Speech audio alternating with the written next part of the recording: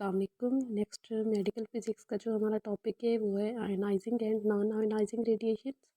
इन दोनों का डिफरेंस देखेंगे हम और फर्दर कौन कौन सी रेडिएशंस इनमें आती हैं वो देखेंगे और इनका हमारी जो डेली लाइफ में यूज़ है वो देखेंगे। पहले हमारे पास ionising radiations, particles and electromagnetic radiations released by the decay of unstable atoms. Ionising radiations क्या होती हैं कि जब भी कोई अनस्टेबल एटम होता है वो स्टेबिलिटी की तरफ जाता है तो रेडिएशंस इमिट करता है। उन रेडिएशंस को हम कहते हैं आयनाइजिंग रेडिएशंस। अब इनको आयनाइजिंग क्यों कहा जाता है? क्योंकि हमें पता है एनर्जी आयनाइजेशन एनर्जी वो एनर्जी होती है जो मेटल के आउटर मोस्ट शेल से इलेक्ट्रॉन को रिमूव करने के लिए यूज़ होती है। तो जितनी भी ये रेडिएशन स्टेबिलिटी के दौरान इमिट होती हैं उनकी आयनाइजिंग प्रॉपर्टी होती है कि वो फर्दर जो है इलेक्ट्रॉन्स को रिमूव कर सकती हैं। आयनाइजिंग रेडिएशंस में हमारे पास आ जाती हैं alpha particles, beta particles, neutrons, gamma rays और एक्स रेज। अब इनका प्रैक्टिकल यूज़ देखेंगे आयनाइजिंग रेडिएशंस का डेली लाइफ में। फर्स्ट जो इनका यूज़ है वो है power generation. Second use laboratories में यूज़ होती हैं, जैसे एक्सरेज है, सीटी स्कैन में भी हम एक्सरेज यूज़ कर रहे होते हैं।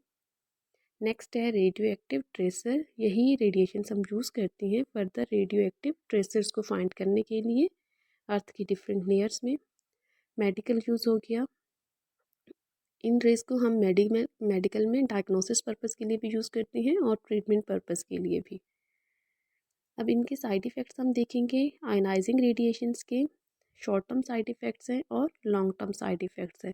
अगर हम शॉर्ट टर्म साइड इफ़ेक्ट्स में देखें तो सेलुलर डैमेज है कि ये सेलुलर डैमेज काज करते हैं। इवन डीएनए भी चेंज हो जाता है। डीएनए चेंज होने की वजह से, म्यूटेशन चेंज होने की वजह से बहुत सारी जेनेटिक डिजीज़ेस इसमें एराइज होती हैं। सेकेंड जो शॉर्ट टर्म इफ़ेक्ट है वो है रेडिएशन सिकनेस। इनके जो साइड इफ़ेक्ट्स होती हैं WBCs कम हो जाती हैं, इसमें इम्यूनिटी कम हो जाएगी, फिर वो more prone to different infection and diseases हो जाएगा जिसे हम कहते हैं रेडिएशन सिकनेस। या फिर फर्दर साइड इफ़ेक्ट्स में हमें ओरल अल्सर्स भी मिल सकते हैं, हेयर लॉस भी मिल सकता है। ये सारे इनके शॉर्ट टर्म इफ़ेक्ट्स हैं। लॉन्ग टर्म इफ़ेक्ट्स में कैंसर है, जेनेटिक डैमेज है और रिप्रोडक्टिव इफ़ेक्ट्स हैं। सेकेंड टाइप है हमारे पास नॉन आयनाइजिंग रेडिएशन। अब नॉन आयनाइजिंग रेडिएशन उसकी अपोजिट हो गई। आयनाइजिंग का तो हमने देखा था कि जब भी कोई अनस्टेबल एटम स्टेबिलिटी की तरफ जाता है तो वो रेडिएशन इमिट करता है और उन रेडिएशंस की प्रॉपर्टी थी आयनाइजिंग। लेकिन ये वाली जो रेडिएशंस हैं इनकी कोई प्रॉपर्टी नहीं होती आयनाइजेशन की। Non ionising radiations refers to any type of electromagnetic radiations that does not carry enough energy per quantum to ionize atoms or molecules, that is to completely remove an electron from an atom or molecule।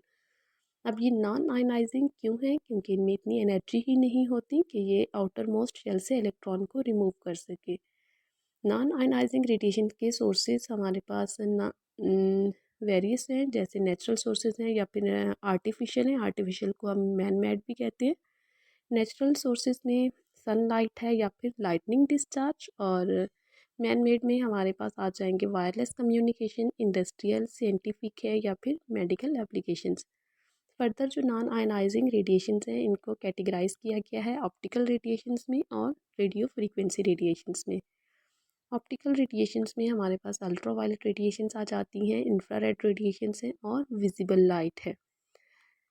Laser भी इसी में ही आएगी optical radiations में। Radio frequency में microwaves हैं, radio frequency हैं और extremely low radio frequency waves.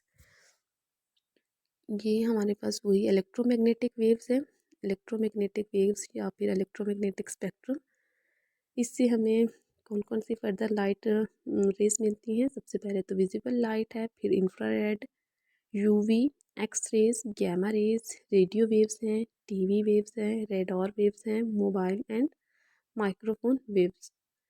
Non ionizing के एग्जांपल अगर हम देखें तो अल्ट्रा वायलेट है जो कि ब्लैक लाइट है। इसका फंक्शन क्या होता है? फ्लोरेसेंस को इंड्यूस कराना बहुत सारे मटेरियल्स में।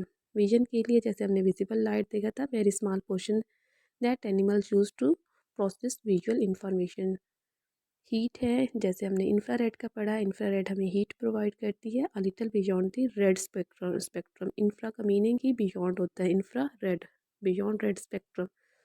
रेडियो वेव्स है, है बियॉन्ड इंफ्रारेड वेव्स।